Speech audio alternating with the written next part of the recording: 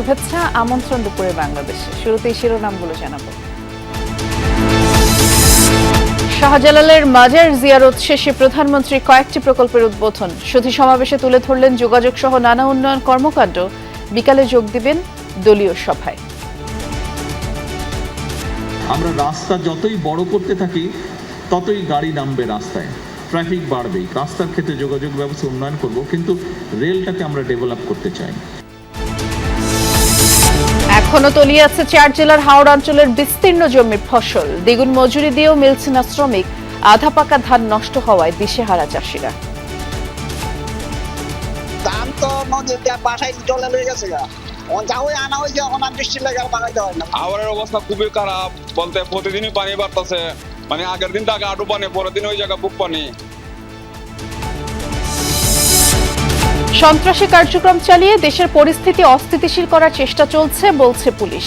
গোয়েন্দা নজরদারিতে আছে জামিনে থাকা শীর্ষ সন্ত্রাসীরা, জানালো র্যাব। হাম ও উপসর্গে দীর্ঘ হচ্ছে মৃত্যুর মিছিল। চুয়াডাঙ্গায় হাসপাতালে প্রাণ গেছে আরও এক শিশু। প্রতিদিনই হাসপাতালে বাড়ছে রোগীদের ভিড়। জাতীয় ক্যান্সার গবেষণা ইনস্টিটিউটে রেডিওথেরাপির 7টি মেশিনের 2টি নষ্ট। রোগীর সিরিয়াল দেওয়া হচ্ছে 1.5 বছর পর। আজ থেকে শুরু হচ্ছে রাতের শিফট। ডাক্তার বলছে যে এটা 3 সপ্তাহের ভিতর দিতে পারলেই ভালো হয়, কিন্তু আমি সিরিয়াল পেয়েছি 14 মাস পরে। এই 2টা বাংকারে যদি আমরা এই সামনের অর্থ বছরে 2টা মেশিন কিনতে পারি, তাহলে আমার 3 আর 2 5টা মেশিন হবে। আমার প্ল্যান হচ্ছে সামনের অর্থ বছরে 5টা মেশিনকে চালু করা। বিদ্যুৎ বিভ্রাট, কাঁচামালের উচ্চমূল্য, পুঁজির অভাবে থমকে যাচ্ছে হোম টেক্সটাইল শিল্প। চ্যালেঞ্জ মোকাবেলায় দরকার নীতি সহায়তা। টি-20 সিরিজ জয়ের লক্ষ্যে ঘণ্টাখানেক পর নিউজিল্যান্ডের বিপক্ষে মাঠে নামবে বাংলাদেশ। মিরপুরে টস হতে পারে গুরুত্বপূর্ণ, পরিবর্তনের সম্ভাবনা নেই একাদশে।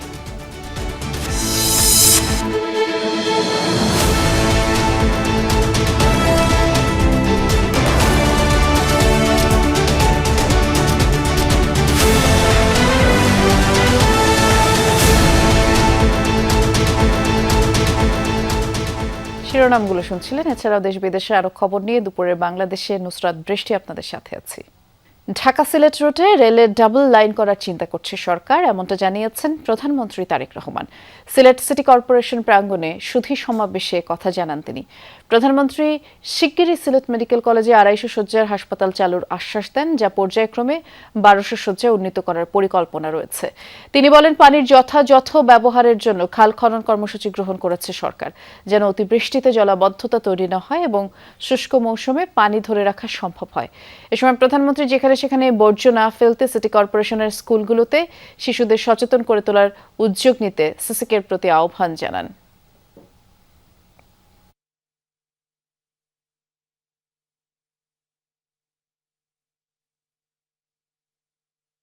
সময় আমরা এই কাজটি শুরু করতে পারবো, রাস্তার কাজ আমরা শুরু করতে পারবো।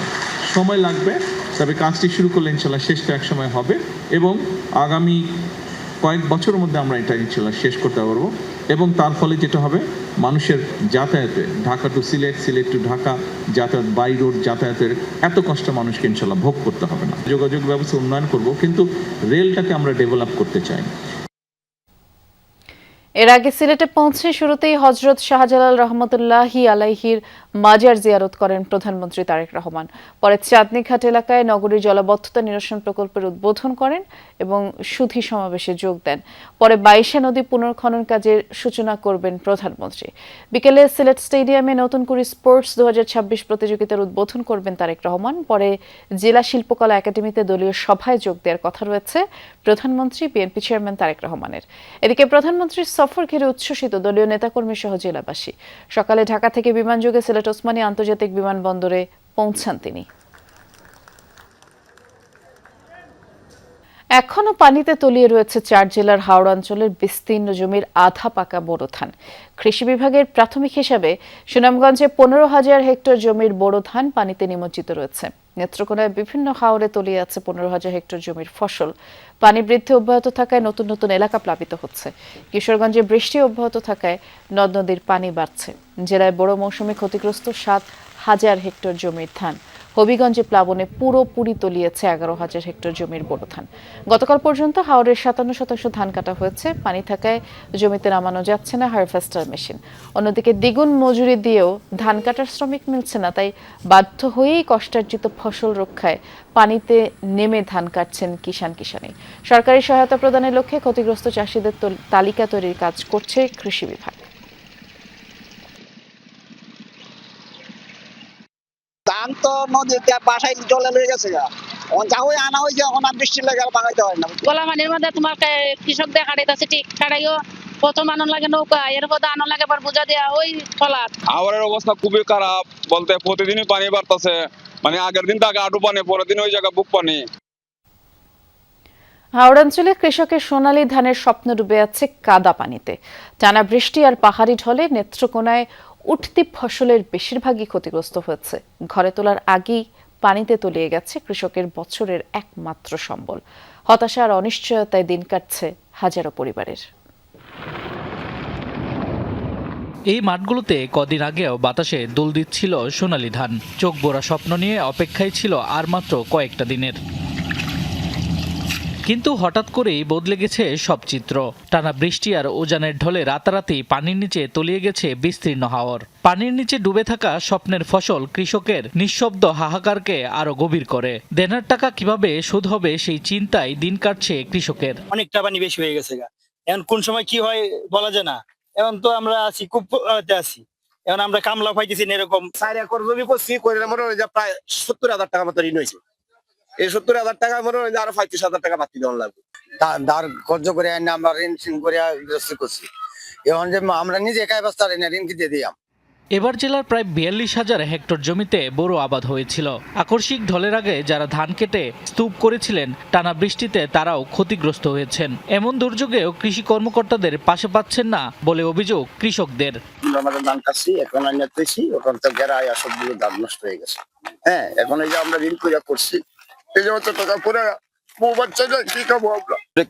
তারা সরকারে দিব, তারা এই কোন পরিস্থিতি তারা এখন আসে নাই। তারা শুধু অফিসে বসে বসে নোটিশ দিতেছে, কোনো ক্ষতি হয় নাই। হাওরের কৃষকদের জন্য বোরো ফসল পুরো বছরের বেঁচে থাকার অবলম্বন। পানিতে ডুবে থাকা ফসল কৃষকদের কষ্ট বাড়াচ্ছে কয়েক গুণ। আগামী দিন কিভাবে চলবে সে চিন্তা বাড়াচ্ছে কপালের ভাঁজ। যা নিচ থেকে কাটতেছি এগুলো আবার যে বৃষ্টির পানি পচা যাচ্ছে, পচা ধান। এখন তো আমাদের উপায় নেই, বাঁচার মতো কোনো পথ নেই। সারা বাচ্চা পড়াইয়াম কি করে হরাইয়াম, এদিকে অর্থ সম্পদ নাই, উৎপাদন করছিলাম সবকিছু হানিয়ে নিছে গা। প্রশাসনের হিসেবে প্রায় 15,000 হেক্টর জমির ধান তলিয়ে গেছে। তবে স্থানীয়দের দাবি ক্ষতির পরিমাণ এর চেয়ে অনেক বেশি। সম্প্রতি ক্ষতিগ্রস্ত খালেজুরি হাওর এলাকা পরিদর্শন করেছেন জেলা প্রশাসক। চেষ্টা থাকবে যে এই ক্ষতিটা কিভাবে পূরণ করা যায়। আমাদের মাননীয় প্রধানমন্ত্রী অলরেডি সংসদে ঘোষণা দিয়েছেন যে তিনি 3 মাস থেকে সুরক্ষা দিবেন। আমরা সেই জন্য তাদের নির্দেশনা পেলে আমরা ইনশাল্লাহ কাজ করব। নেত্রকোনার ছোট বড় 134টি হাওরে চলতি মৌসুমে প্রায় 41,065 হেক্টর জমিতে বোরোর আবাদ করা হয়েছিল। উৎপাদন লক্ষ্যমাত্রা ছিল প্রায় 2,92,000 মেট্রিক টন। শামস তাবরিজ উচ্ছ্বাস, যমুনা নিউজ। পুলিশের তৎপরতার কারণে দুই একটি ঘটনা ঘটছে, আর তা না হলে প্রতিনিয়তই অপরাধ ঘটত বলে জানিয়েছেন ডিএমপি ভারপ্রাপ্ত কমিশনার মোহাম্মদ সরওয়ার। সকালে কারওয়ান বাজার পুলিশ ক্যাম্প উদ্বোধন শেষে তিনি বলেছেন, আগে যেসব শীর্ষ সন্ত্রাসী ছিল তাদের নাম ভাঙিয়ে সন্ত্রাসী কার্যক্রম চালিয়ে দেশের পরিস্থিতি অস্থিতিশীল করার চেষ্টা চলছে। আমাদের মনিটরিং, অবজারভেশন এবং ব্যবস্থা সবই নেওয়া হইতেছে এবং হালনাগাদ করা হচ্ছে। অতএব এটা নিয়ে অডিট হওয়ার কিছু নেই। আমরা যেভাবে হোক যারা আছে তাদের নাম ভাঙিয়ে তুলতেছে অথবা তারা মাথাচাড়া দিয়ে ওঠার চেষ্টা করতেছে, তার আগেই আমরা তাদেরকে দমন করব। জামিনে থাকা শীর্ষ সন্ত্রাসীদের গোয়েন্দা নজরদারিতে রাখা হয়েছে বলে জানিয়েছেন র্যাবের মুখপাত্র MZM ইন্তেখাব চৌধুরী। সকালে রাজধানীর কারওয়ান বাজার র্যাব মিডিয়া সেন্টারে এক ব্রিফিংয়ে তিনি কথা বলেন প্রতিনিয়ত সন্ত্রাসীদের তালিকা হালনাগাদ করা হচ্ছে। শীর্ষ সন্ত্রাসী টিটন মার্ডারের ঘটনার ছায়া তদন্ত চলছে। র্যাবের মুখপাত্র বলেন, ডেমরা এলাকার আইন শৃঙ্খলা বাহিনীর পোশাকে ডাকাতির প্রস্তুতিকালে থানা থেকে লুট হওয়া হ্যান্ডকাপ, বিদেশি পিস্তল, ম্যাগাজিন, অ্যামুনিশন, মাইক্রোবাস, র্যাবের কোটি, ওয়াকিটকি সেট সহ 2 জন ডাকাতকে গ্রেফতার করেছে র্যাব। শুধু একটা ডাকাতির মামলা বলেই বলবো না, এই ধরনের এর চেয়ে বড় সন্ত্রাসী যারা আছে তারা সবাই আমাদের গোয়েন্দা নজরদারিতে থাকে এবং সার্বক্ষণিকভাবে পুরো দেশেই র্যাবের গোয়েন্দা নজরদারিতে সাদা পোশাকে আমাদের দল কার্যক্রম চালিয়ে যাচ্ছে। ত্রয়োদশ জাতীয় সংসদের সংরক্ষিত নারী আসনে জামায়াত জোট ও এনসিপি নেত্রী নুসরাত তাবাসসুমের মনোনয়ন বৈধ ঘোষণা করেছেন রিটার্নিং কর্মকর্তা। নির্বাচন ভবনে মনোনয়নপত্র যাচাই বাছাই শেষে এ তথ্য জানিয়েছেন রিটার্নিং কর্মকর্তা মোহাম্মদ মঈনুদ্দিন খান। বলেন, নুসরাত তাবাসসুমের মনোনয়ন বৈধ, কমিশন সভায় কাগজপত্র পেশ করা হবে। দাপ্তরিক প্রক্রিয়া শেষে আনুষ্ঠানিক ঘোষণা দেওয়া হবে। এর আগে 21 এপ্রিল নির্ধারিত সময় বিকেল 4টার পর মনোনয়নপত্র জমা দেয়ায় তা গ্রহণ করেননি রিটার্নিং কর্মকর্তা। পরে আদালতে গেলে আদালত নির্বাচন কমিশনকে আবেদন গ্রহণ ও আইন অনুযায়ী ব্যবস্থা নেওয়ার নির্দেশ দেন। এরই ধারাবাহিকতায় যাচাই বাছাই শেষে তার প্রার্থিতা বৈধ ঘোষণা করা হলো।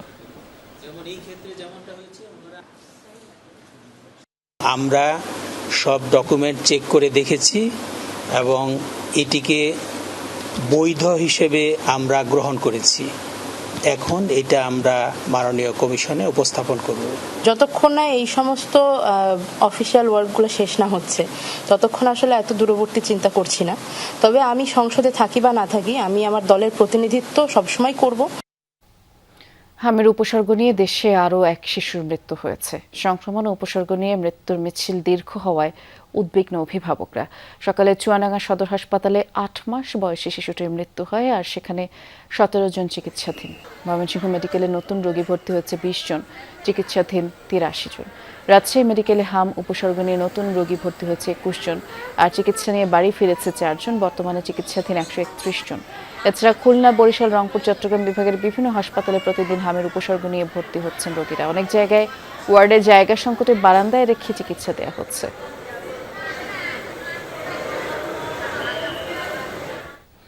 চাঁদপুরে হামের প্রকোপ কতখানি প্রকট হয়েছে সেটি জানানোর জন্য আমাদের সহকর্মী ইব্রাহিম রনি অপেক্ষা করছেন। ইব্রাহিম, আজ হাসপাতালে নতুন করে কতজন রোগী ভর্তি হয়েছে জানাবেন। যদিও প্রতিদিনই দেখছি যে হামের উপসর্গ নিয়েও প্রচুর রোগী ভর্তি হচ্ছে এবং হাসপাতালগুলোতে এখন জায়গার সংকট। বৃষ্টি, চাঁদপুর সদর হাসপাতালে কিন্তু হাম সন্দেহ এবং হাম আক্রান্ত রোগীর সংখ্যা প্রতিদিনই বাড়ছে। আজকে চাঁদপুর সদর হাসপাতালের যে 4টি ব্লক আছে আইসোলেশন ওয়ার্ড, সেখানে কিন্তু 32টি আসনের বিপরীতে প্রায় 60 জন, অর্থাৎ প্রায় দ্বিগুণ রোগী ভর্তি আছে, যে কারণে হাসপাতালের মেঝে ছাড়িয়ে বারান্দাতেও কিন্তু রোগী জায়গা হচ্ছে না। এমনকি ডাক্তাররা রোগী দেখার সময় রোগী ঢুকতেও সমস্যা হচ্ছে।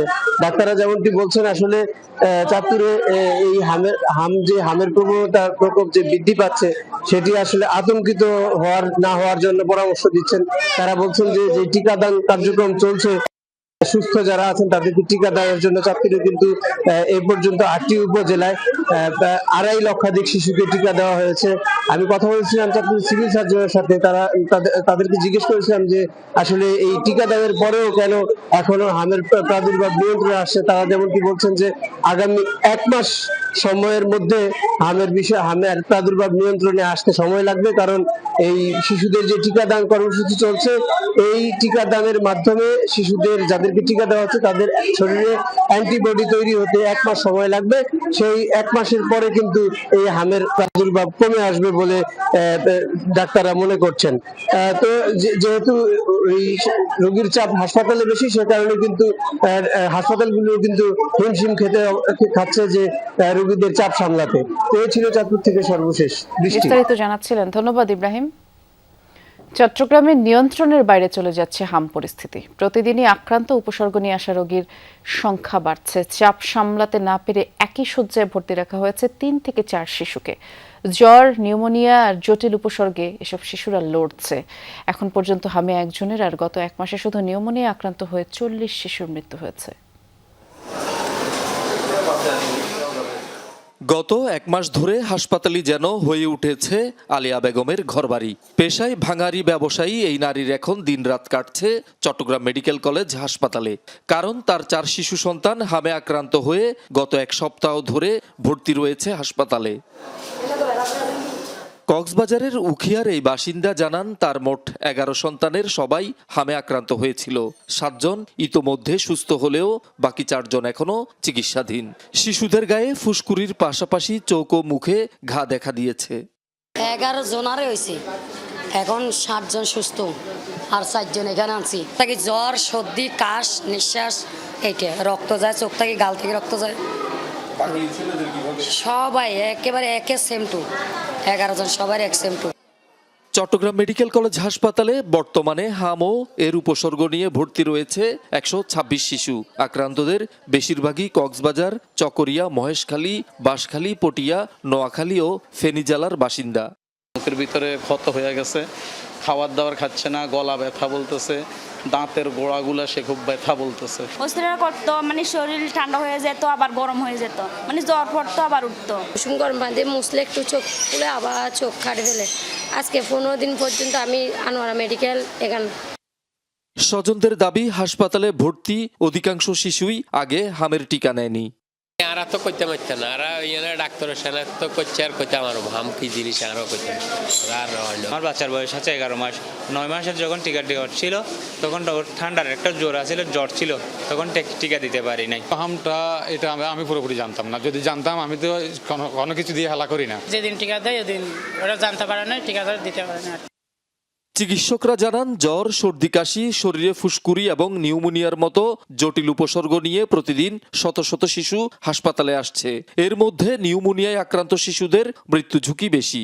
খুবই খারাপ অবস্থায়, জটিল অবস্থায় আমাদের এখানে হাসপাতালে ভর্তি হয় এবং এগুলোকে সরাসরি আমরা আইসিইউতে দিয়ে দিই। রেসপিরেটরি ডিস্ট্রেস, শ্বাসকষ্ট, এই সমস্ত কারণে বাচ্চাগুলো বেশি মারা যাচ্ছে। অনেক সময় দেখা যাচ্ছে আমি অক্সিজেন দিচ্ছি, বাচ্চাগুলো কিন্তু অক্সিজেন নিতে পারতেছে না। 26-27 বছর আমি একসাথে রোগী দেখিয়ে নিয়ে যাচ্ছি। এটা আমার একটা ব্যতিক্রমী ঘটনা। গবেষকরা পরবর্তীতে হয়তো আরও কোনো রিসার্চের মাধ্যমে বলতে পারবেন যে কেন এই আউটব্রেকটা হয়েছে। এটা এক্স্যাক্টলি বলা যাচ্ছে না, কি ভাইরাসের প্রপার্টি চেঞ্জ হয়েছে না অন্যান্য কোনো এনভায়রনমেন্টাল ইস্যু আছে। চট্টগ্রামে এখন পর্যন্ত উপসর্গ নিয়ে ভর্তি 689 শিশুর নমুনা সংগ্রহ করা হয়েছে। এর মধ্যে 90 জনের শরীরে হাম শনাক্ত হয়েছে। মৃত্যু হয়েছে 1 জন শিশুর। শহীদুল সুমন, যমুনা নিউজ, চট্টগ্রাম। ক্যান্সারের কোষ ধ্বংসে যে রোগীর এখনই রেডিওথেরাপি প্রয়োজন, সেই রোগীকে থেরাপির সিরিয়াল দেওয়া হচ্ছে 1.5 বছর পর, অর্থাৎ 1.5 বছর পর তার অ্যাপয়েন্টমেন্ট আসবে। এই অবস্থায় জাতীয় ক্যান্সার গবেষণা ইনস্টিটিউটে প্রতিদিন 200 রোগীকে সেবা দেওয়ার সক্ষমতা থাকলেও রেডিওথেরাপির অপেক্ষায় আরও 5,500 রোগী। রোগীর চাপ সামলাতে কিছুটা আজ থেকে রাতে থেরাপির ব্যবস্থা করছে হাসপাতাল কর্তৃপক্ষ। সহকর্মী হাসান মিসবার প্রতিবেদন। ক্যান্সার হাসপাতালের করিডোর, রোগীদের দীর্ঘশ্বাস উড়ে বেড়ায় এখানে। রেডিওথেরাপি নিতে ময়মনসিংহ থেকে এসেছেন এই রোগী। সিরিয়াল 7 মাস পর। এ বিষয়ে কথা বলতে গিয়ে অশ্রুতে একাকার দুলালের 2 চোখ। 7 মাস পর কি আবার আসবেন?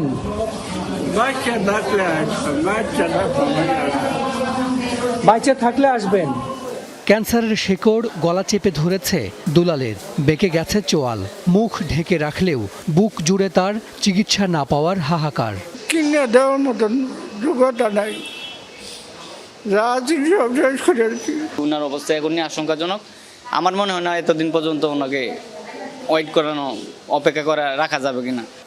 জাতীয় ক্যান্সার গবেষণা ইনস্টিটিউটের থেরাপির সিরিয়াল পেতে তার মতো অপেক্ষায় আরও অনেক রোগী।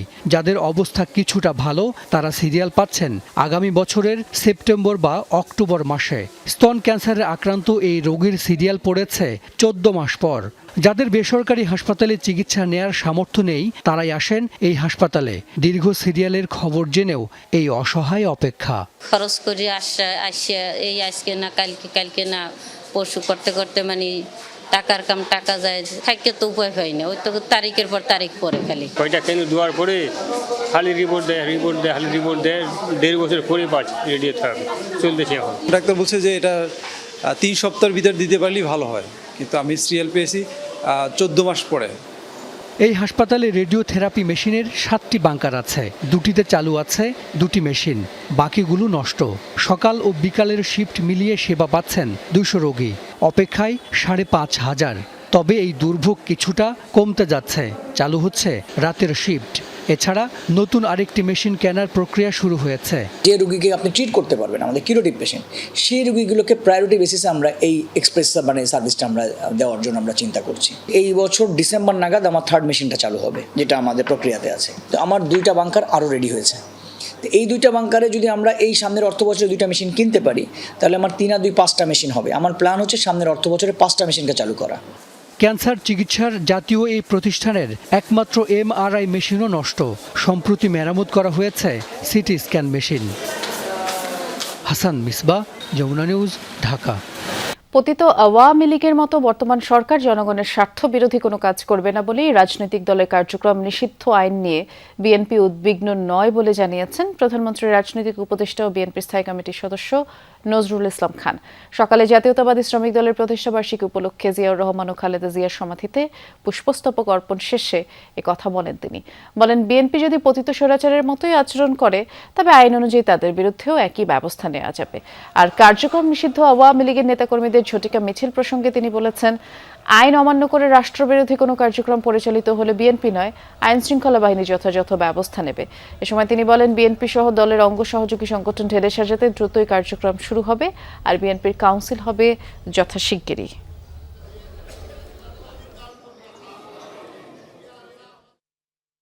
রাষ্ট্রের বিরুদ্ধে কেউ কোনো কাজ করলে সেটা দেখার দায়িত্ব রাষ্ট্রের যে আইন শৃঙ্খলা রক্ষাকারী প্রতিষ্ঠান আছে, এটা তাদের কাজ, এটা বিএনপির কাজ না। বিএনপি রাজনৈতিকভাবে আর অবস্থান ব্যক্ত করবে, বিএনপি রাজনৈতিকভাবে জনগণকে কনভিন্স করার চেষ্টা করবে যে এই যে দলটি, এই যে দলের নেতাকর্মীরা, তারা এতদিন ধরে জনগণকে নিপীড়ন করেছে, কাজে এই দলটা এবং তাদের নেতাকর্মীদের বাংলাদেশে রাজনীতি করার সুযোগ পাওয়া উচিত না। শুধু রাস্তা দখলমুক্ত করাই নয়, হকারদের শৃঙ্খলায় আনতে পদক্ষেপ নেওয়া হয়েছে। হকারদের জন্য সড়কে যানজট ও পথচারীদের চলাচলে কোনো সমস্যা হবে না বলে জানিয়েছেন ডিএসসিসি প্রশাসক আব্দুস সালাম।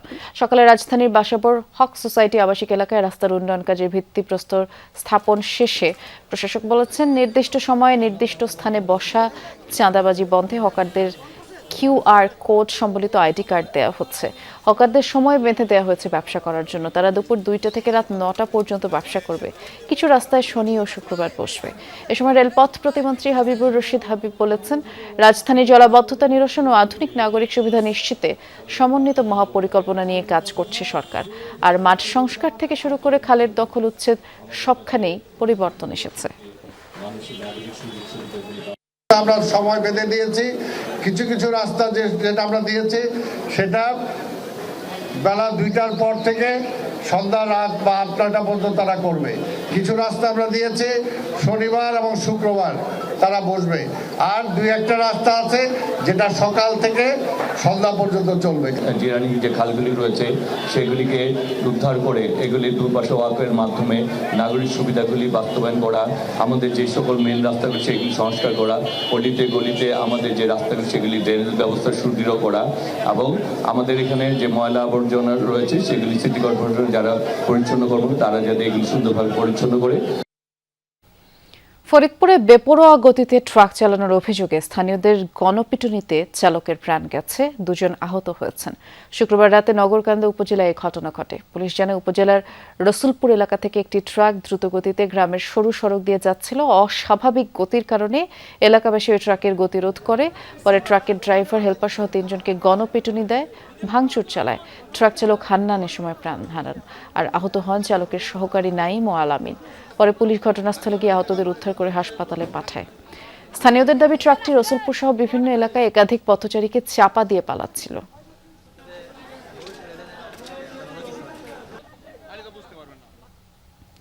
উত্তরের জেলা পঞ্চগড়ের সীমান্তবর্তী তেঁতুলিয়া উপজেলায় দীর্ঘদিন ধরে বিশুদ্ধ পানির ভয়াবহ সংকট।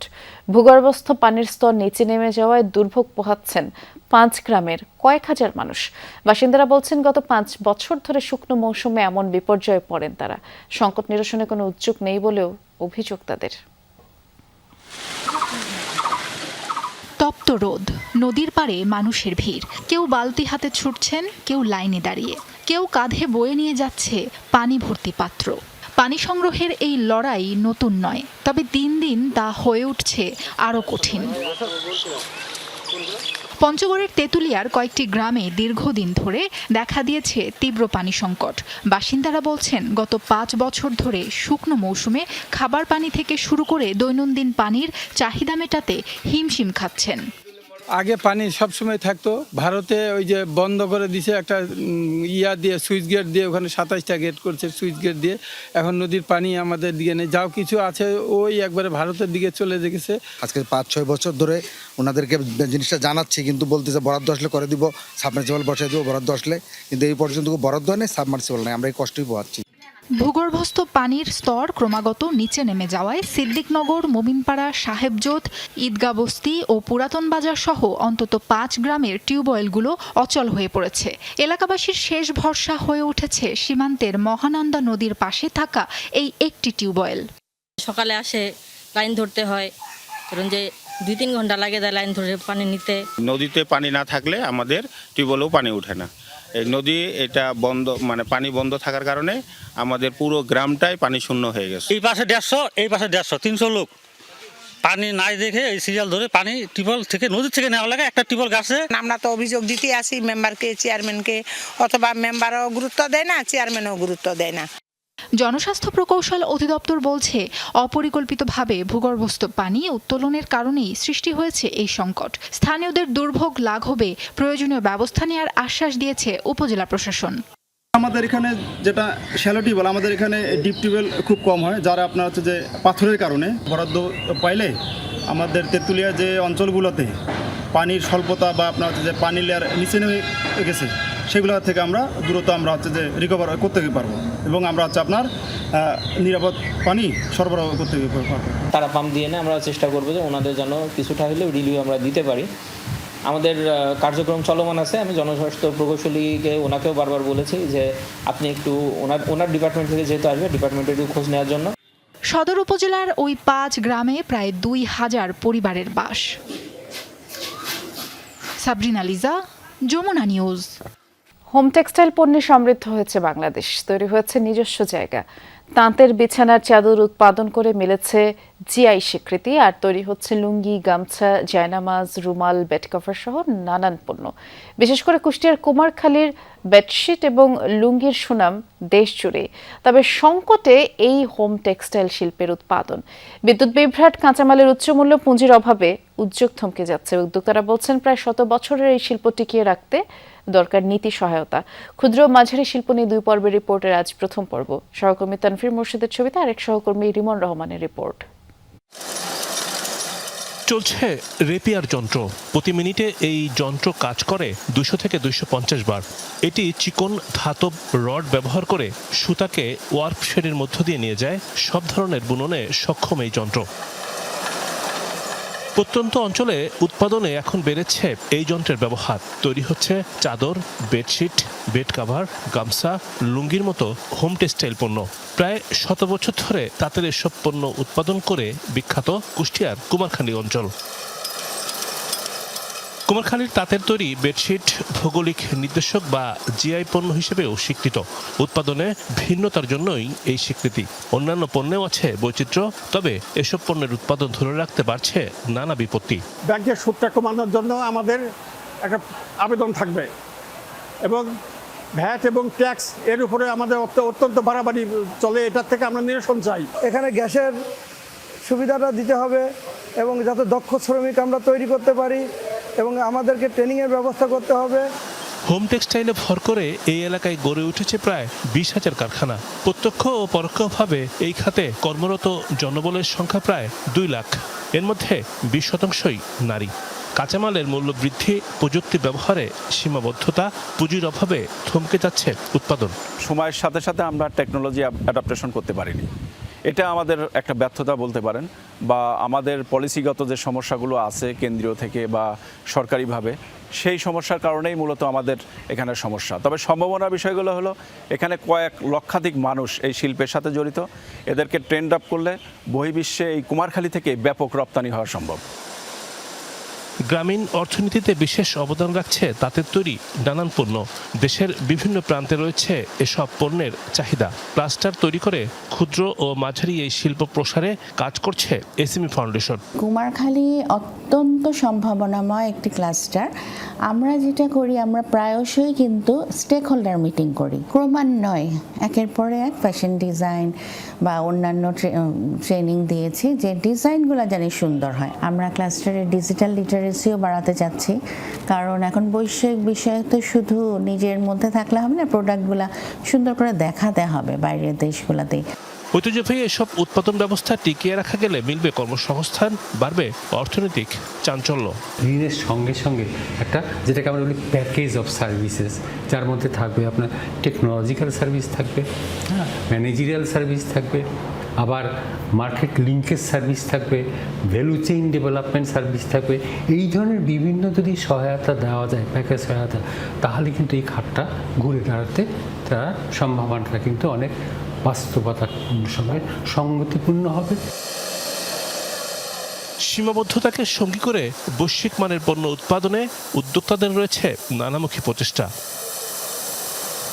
ভিন্নধর্মী তাঁতপণ্য উৎপাদন করে বৈশ্বিক এবং অভ্যন্তরীণ বাজারে তাক লাগিয়ে দিয়েছে কুষ্টিয়ার কুমারখালীর সহস্রাধিক উদ্যোক্তা। তবে কাঁচামালের মূল্যবৃদ্ধি, বিদ্যুৎ সংকট এবং পৃষ্ঠপোষকতার অভাবে দিন দিন জৌলুস হারাচ্ছে এই পণ্য। ঘুরে দাঁড়াতে দরকার সরকারের নীতি সহায়তা। রিমন রহমান, যমুনা নিউজ, কুমারখালী, কুষ্টিয়া। জ্বালানি সাশ্রয়ী অত্যাধুনিক প্রযুক্তির দিকে ঝুঁকছেন স্থানীয় উদ্যোক্তারা। প্রতিযোগিতায় ভালো করতে বাড়াতে চায় উৎপাদনশীলতা। আর এই আগ্রহকে কাজে লাগাতে বিকেএমইএ আয়োজিত টেক্সটাইল নিড গার্মেন্ট প্রদর্শনীতে তুলে ধরা হচ্ছে এআই ব্যবস্থাপনায় পরিচালিত সবশেষ প্রযুক্তি। 4 দিনের আয়োজনের পর্দা নামবে সন্ধ্যায়। আয়োজকরা বলছেন, বিশ্ববাজারে বাণিজ্যের অংশীদারিত্ব ধরে রাখতে নীতি সহায়তা জরুরি হয়ে উঠেছে। রং বেরঙের সুতার সুনিপুণ বুনন, মানুষের হাতের স্পর্শ ছাড়াই নিটল বেডে তৈরি হচ্ছে নিখুঁত ডিজাইন। রোবোটিক সিস্টেমের এই মেশিনে একমাত্র অপারেটরে নিয়ন্ত্রণ করছেন উৎপাদন ব্যবস্থা। রাজধানীতে আয়োজিত টেক্সটাইল নিড গার্মেন্টস প্রদর্শনীতে নজর কেড়েছে এমনই সব প্রযুক্তি নির্ভর যন্ত্রপাতি। শিল্পে চলমান জ্বালানির সংকট মোকাবেলা আর উৎপাদনশীলতা বাড়াতে উদ্যোক্তারা এখন ঝুঁকছেন এআই প্রযুক্তির দিকে। আমাদের তো এখন শ্রমিকের সংখ্যা অনেক কমে যাচ্ছে, ওইভাবে অ্যাভেলেবেল শ্রমিকও পাওয়া যাচ্ছে না। এই জন্য আমরা আসলে আর কিছু বিদ্যুৎ কম লাগে এরকম কিছু প্রযুক্তি নিয়ে আসতে চাচ্ছি। কিছু কিছু কোম্পানি এত ভালো কাজ করছে যে আমি যদি আবার সুযোগ পাই বাংলাদেশের সাথে কাজ করব। আশা করি আমরা সামনে আরো ভালো কিছু করার সুযোগ পাবো। কম বাজেটের মধ্যে এবং কোয়ালিটি সম্পন্ন মেশিন প্রোভাইড করছি বাংলাদেশে নতুন করে ছোট ছোট ইন্ডাস্ট্রিগুলোকে ডেভেলপ হওয়ার জন্য। আমরা তো এই ধরনের ব্যবসা যারা করি, তো আমাদের জন্য এটা আসলে খুবই বড় একটা অপরচুনিটি। অনেকে নবায়নযোগ্য জ্বালানির ব্যবস্থারও খোঁজ নিচ্ছেন, বলছেন সৌরশক্তিতে নির্ভরতা বাড়াতে হবে। এতে প্রচলিত জ্বালানি ব্যবস্থার উপর চাপ অনেকটা কমে আসবে। এজন্য সোলার স্টোরেজ ও প্রযুক্তিতে জিরো ট্যারিফ সুবিধা চায় সংশ্লিষ্টরা। সোলারের যে স্টোরেজের জন্য যেটা জেনারেটর বা ব্যাটারি সিস্টেম, সেই জায়গাটাকে সরকারকে বলেছি যে সহজলভ্য করার জন্য এবং সার্টেন একটা লিমিটের উপরে সেটাকে জিরো ট্যারিফ করে দেওয়ার জন্য। উদ্যোক্তারা বলছেন, জ্বালানি নিরাপত্তা নিশ্চিতের পাশাপাশি স্বল্প সুদে ব্যাংক ঋণ পেলে প্রযুক্তির এই বিপ্লব দেশের বস্ত্র খাতকে নিয়ে যাবে নতুন উচ্চতায়। প্রতিযোগিতামূলক বিশ্ববাজারে বাংলাদেশের অবস্থান আরও সুদৃঢ় হবে। শাজদিন অন্তরা, যমুনা নিউজ, ঢাকা। পশ্চিমবঙ্গের বিধানসভা নির্বাচনে স্থগিত হওয়া 15টি বুথে আবারও ভোট গ্রহণ শুরু হয়েছে। অন্তত 77টি অভিযোগের ভিত্তিতে নির্বাচন কমিশনের সিদ্ধান্তে ডায়মন্ড হারবার ও মগরাহাট পশ্চিম আসনের কেন্দ্রগুলোতে ফের ভোট প্রদানে উপস্থিত হয়েছে মানুষ। সকাল 7টা থেকে শুরু হওয়া ভোট গ্রহণ সন্ধ্যা 6টা পর্যন্ত চলবে। সকাল 9টা পর্যন্ত মগরাহাট পশ্চিমে ভোট প্রদানের হার 16.68% আর ডায়মন্ড হারবারে 15.83%। এদিকে কারচুপির অভিযোগে সবচেয়ে এগিয়ে থাকা আসন ফলতায় পুনরায় ভোট গ্রহণের বিষয়ে এখনো কোনো সিদ্ধান্ত জানায়নি নির্বাচন কমিশন। নিবিড় পর্যালোচনায় অধীনে এই কেন্দ্রটির অন্তত 30টি কেন্দ্র। বাংলাদেশ নিউজিল্যান্ড টি-20 সিরিজ নিউজিল্যান্ডের বিপক্ষে টি-20 সিরিজ জয়ের লক্ষ্যে আজ তৃতীয় ও শেষ ম্যাচে টসে হেরে বোলিংয়ে বাংলাদেশ। শুক্রবার অনুশীলনে ফুরফুরে মেজাজেই ছিলেন লিটন দাসের দল। ওয়ানডে সিরিজ জয়ের আত্মবিশ্বাসটা প্রথম টি-20 ম্যাচের আধিপত্যে এখন আরও একটু দৃঢ়। স্বাগতিকদের ওয়ার্ম আপ, ফিল্ডিং কিংবা নেট সেশন টি-20 ধাঁচেই সেরেছেন টাইগাররা। অনুশীলন শেষে প্রথম ম্যাচে ব্যাট হাতে নো লুকে বাজিমাত করা শামীম পাটোয়ারি বললেন, যা কিছু চলছে শেষ লড়াইয়ে মাঠে নামার আগে। আর আজ মিরপুরে ব্যাট বলের এই লড়াইয়ের বাইরে বেশ কিছু ভাবছেন না শামীমরা। সিরিজ জয়ের সুযোগ নিতে মিরপুরের উইকেটে উইনিং কম্বিনেশন মাথায় রেখে নামতে পারে লাল সবুজের দল। তবে প্রথম ম্যাচে সহজ হার খুব একটা দমিয়ে রাখতে পারছে না ব্ল্যাক ক্যাপদের। সাদা বলের এই সফর জুড়ে নিজের নাম চেনানো কিউই অলরাউন্ডার ডিন ফক্সক্রফট তাই দেখছেন সিরিজের সমতায় ফেরার সুযোগটাই।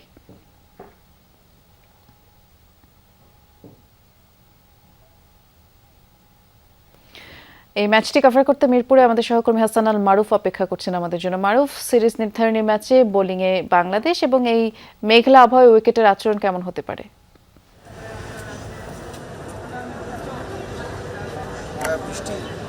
এখন মিরপুরের এখনকার যে অবস্থা সেটি হচ্ছে মেঘলা আকাশ। মিরপুরের হোম অফ ক্রিকেটে যদিও টস হয়ে গেছে, বাংলাদেশ টস হেরে প্রথমে ব্যাটিং করবে। তবে আবহাওয়ার যে পূর্বাভাস বলছে এখন থেকে বিকেল 4টা বা 5টা পর্যন্ত 40 থেকে 50% সম্ভাবনা রয়েছে বৃষ্টির, এবং সেই বৃষ্টি যদি আসলে আসে বা বৃষ্টি যদি হয় তবে কিন্তু দ্বিতীয় ম্যাচের মতো এই ম্যাচও ভেস্তে যাওয়ার একটা সম্ভাবনা রয়েছে। যদিও মিরপুরের ড্রেনেজ সিস্টেম এতই ভালো বা বিশ্বের অন্যান্য স্টেডিয়ামগুলোর তুলনায় মিরপুরের ড্রেনেজ সিস্টেম নিয়ে বরাবরই আসলে প্রশংসা হয়।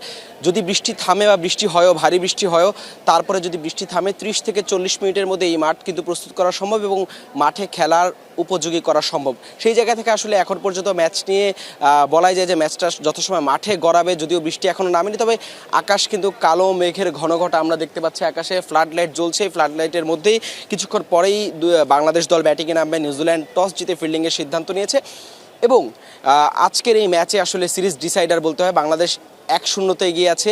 নিউজিল্যান্ডের জন্য এই ম্যাচটা কামব্যাকের যদি খেলা হয় এবং তারা ম্যাচে জিততে পারে তাহলে 1-1 সমতা থাকবে, আর বাংলাদেশ যদি এই ম্যাচে জিততে পারে তাহলে 2-0 তারা সিরিজটা জয় পাবে। অর্থাৎ বাংলাদেশের জন্য অবশ্যই সিরিজ নিশ্চিতের একটা লড়াই। সেই লড়াইয়ে এখন সবচেয়ে বড় বাধা দুই দলের সামনে হচ্ছে বৃষ্টি। সেই বৃষ্টি আসলে এই ম্যাচে কতটুকু বাগড়া দেয় বা ম্যাচটা আসলে ম্যাচের ফলাফল কি হয়, আমার কাছে মনে হয় সেটা নির্ভর করবে বৃষ্টির উপর এখন পর্যন্ত। তবে বাংলাদেশ যেহেতু শুরুতে ব্যাটিং করবে, এই উইকেটে আসলে বাতাস আছে, এখন পেসাররা সুবিধা পাবে শুরুর দিকে, এবং বাংলাদেশের জন্য আমার কাছে মনে হয় প্রথম 1-2 ওভার যদি দেখে শুনে খেলতে পারে বাংলাদেশের জন্য 150 বা 60-এর আশেপাশে একটা স্কোর অবশ্যই ভালো একটা সংগ্রহ হবে। বৃষ্টি, বিস্তারিত জানানোর জন্য ধন্যবাদ আপনাকে মারুফ। ফিফা ফুটবল বিশ্বকাপ মানেই এক মহোৎসব, কিন্তু কানাডার ভ্যানকুভারে সেই উৎসবের রঙে কিছুটা হলেও দুশ্চিন্তার কালো ছায়া পড়েছে।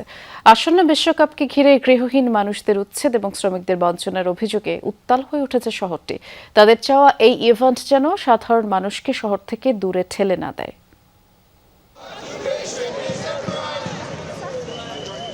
কানাডার ভ্যানকুভার শহরের প্যান প্যাসিফিক হোটেলের ভেতরে যখন চলছিল ফিফা কংগ্রেস, তখনই হোটেলের সামনে জড়ো হন কয়েকশো বিক্ষোভকারী। তাদের অভিযোগ, বিশ্বকাপের প্রস্তুতি হিসেবে শহর পরিষ্কার করার নামে গৃহহীনদের জোরপূর্বক সরিয়ে দেওয়া হচ্ছে। রাস্তা থেকে কেড়ে নেওয়া হচ্ছে তাদের যৎসামান্য ব্যক্তিগত মালামাল। আয়োজক দেশ হলেও কানাডার এই শহরে প্রতিবাদে নামা মানুষগুলোর জন্য এক দীর্ঘশ্বাসের নাম হয়ে উঠেছে 2026 ফিফা বিশ্বকাপ। রাজপথে স্লোগানে মুখর শত শত মানুষের দাবি একটাই, উৎসবের নামে বন্ধ হোক উচ্ছেদ। কমিউনিটির ভেতরে এখন প্রচণ্ড আতঙ্ক কাজ করছে। 2010 সালের ভ্যানকুভার অলিম্পিকের সময়ও আমরা এমন ভয়াবহ উচ্ছেদ দেখেছি। আমাদের ভয় হচ্ছে বিশ্বকাপের সময় পরিস্থিতি আরও খারাপ হবে। বিক্ষোভকারীদের দাবি, এই বিশাল আয়োজনের বিপুল পরিমাণ অর্থ দিয়ে গৃহহীনদের জন্য আশ্রয় কেন্দ্র বা থাকার ব্যবস্থা করা সম্ভব ছিল। মিছিলে যোগ দিয়েছিলেন হোটেল কর্মীরাও। তাদের অভিযোগ, বিশ্বকাপের কারণে হোটেলের ভাড়ায় আকাশচুম্বী লাভ হলেও শ্রমিকদের ভাগ্যের কোনো পরিবর্তন হচ্ছে না। খেলার দিনগুলোতে হোটেলের একটি রুমের ভাড়া এক রাতের জন্য $1800 গিয়ে ঠেকছে, যা সত্যি বলতে গেলে অবিশ্বাস্য এবং অযৌক্তিক। অথচ কোম্পানিগুলো তাদের এই বিপুল সম্পদের সামান্য অংশ শ্রমিকদের সাথে ভাগ করে নিতে চাইছে না। মানুষ ফুটবল ভালোবাসে, খেলাধুলা উপভোগ করতে চায়, কিন্তু তারা চায় না এই উৎসব কাউকে পথে বসাক।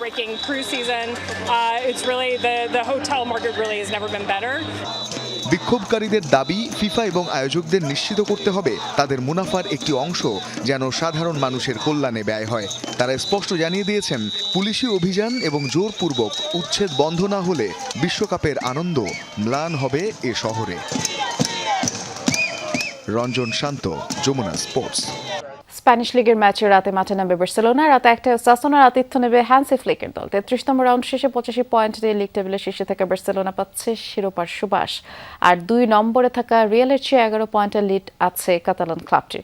ওসাসুনার বিপক্ষে 3 পয়েন্ট নিয়ে দ্রুতই লিগ শিরোপা নিশ্চিত করতে চাইবে বার্সা। তবে ওসাসুনা ম্যাচ তো বটেই, পুরো মৌসুমে ইনজুরির কারণে লামিন ইয়ামালকে পাবে না কাতালান ক্লাবটি। অনুশীলন শুরু করলেও রাফিনিয়ার খেলা নিয়ে শঙ্কা আছে।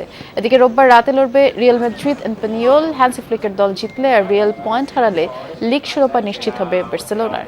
তবে রিয়াল জিতলে শিরোপা নিশ্চিত হতে পারে পরের রাউন্ডের এল ক্লাসিকোর মহারণে। রাজধানী হাতিরঝিলে স্বাস্থ্য সচেতনতা বৃদ্ধিতে অনুষ্ঠিত হলো রান ফর হেলদি হার্ট 2026-এর দ্বিতীয় আসর। ডক্টরস রানের আয়োজনে এই ম্যারাথনে অংশ নেন বিভিন্ন পেশার 1000-এরও বেশি দৌড়প্রেমী।